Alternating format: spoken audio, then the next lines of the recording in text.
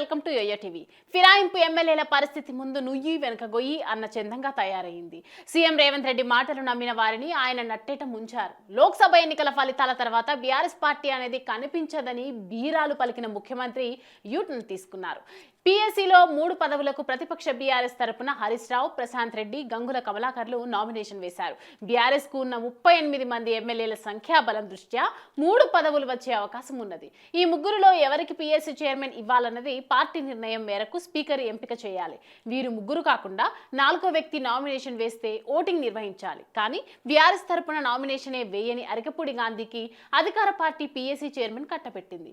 BRS నుంచి గెలిచిన Arekapudi Gandhi party ఫిరాయించడంతో ఆయనపై అనర్హత వేటు వేయాలని కోరుతూ ఇచ్చిన పిటిషన్ స్పీకర్ వద్ద పెండింగ్ లో ఉన్నది. ఫిరాయింపు ఎమ్మెల్యేల అనర్హతపై 4 వారాల్లో నిర్ణయం తీసుకోవాలని హైకోర్టు ఆదేశించిన తర్వాత ఆగమేఘాల మీద అధికార పార్టీ అరకపూడి గాంధీకి పీఎస్సీ చైర్మన్ పదవి కట్టబెట్టడంపై బీఆర్ఎస్ ఫైర్ అయ్యింది. పీఎస్సీ మొదటి సమావేశంలోనే దీనిపై మంత్రి శ్రీధర్ బాబును బీఆర్ఎస్ సభ్యులు నిలదీశారు. దీనికి స్పష్టమైన సమాధానం చెప్పని మంత్రి స్పీకర్ విచక్షణాధికారం అంటూ దాటవేశారు.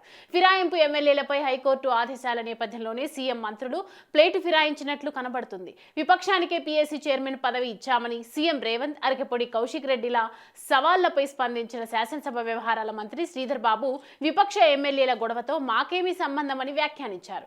సీఎం మంత్రుల వ్యాఖ్యలు చూస్తూ ఉంటే ఆ 10 నియోజకవర్గాల్లో ఉప ఎన్నికలు తప్పవని రాజకీయ వర్గాల్లోనూ చర్చ జరుగుతోంది. ఈ నేపథ్యంలోనే ఫిరాయించిన శాసనసభ్యులు ప్రాతినిధ్యం వహిస్తున్న 10 నియోజకవర్గాల్లో పార్టీ బలోపేతంపై బీఆర్ఎస్ ఫోకస్ పెట్టింది.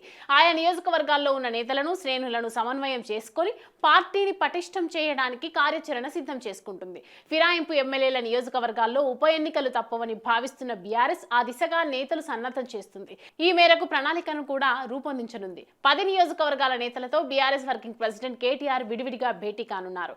మొదటగా ఇవాళ శేర్లింగంపల్లిలో ప్రారంభించనున్నారు. నియోజకవర్గ పరిధిలోని ముఖ్య నేతలు, కార్యకర్తలతో భేటీ అయ్యి వారికి దిశానిర్దేశం చేయనున్నారు.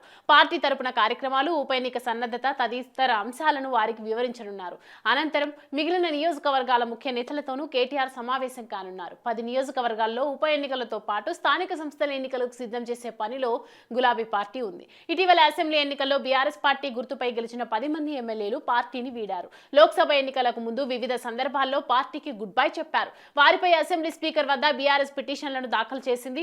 న్యాయపరంగానూ పోరాటం చేస్తుంది. ముగ్గురు ఎమ్మెల్యేల అనర్హత పిటిషన్ల విచారణకు సంబంధించి 4 వారాల్లోగా షెడ్యూల్ ఇవ్వాలని శాసనసభ కార్యదర్శికి ఇప్పటికే హైకోర్టు ఆదేశాలు జారీ చేసిన సంగతి తెలిసిందే. హైకోర్టు ఆదేశాల అనంతరం జరగబోయే పరిణామాలను బేరీజు వేసుకుంటున్న గులాబీ పార్టీ అవసరమైతే సుప్రీంకోర్టుకు వెళ్లాలనుకుంటున్నారు. సుప్రీంకోర్టు తీర్పు ప్రకారం అనర్హత పిటిషన్లపై 3 నెలల్లోగా నిర్ణయం తీసుకోవాల్సిందేనని బీఆర్ఎస్ మొదటి నుంచి వాదిస్తుంది. ఈ నేపథ్యంలోనే 10 నియోజకవర్గాల్లో ఉప ఎన్నికలు ఖాయమంటుంది. 10 నియోజకవర్గాల్లో ఉప ఎన్నికలకు సిద్ధంగా ఉండాలని పార్టీ నేతలకు, శ్రేణులకు ఇప్పటికే పిలుపు ఇచ్చింది. ఈ నేపథ్యంలోనే ఆ నియోజకవర్గాల్లో పార్టీని బలోపేతం చేయడం దృష్టి సారించింది.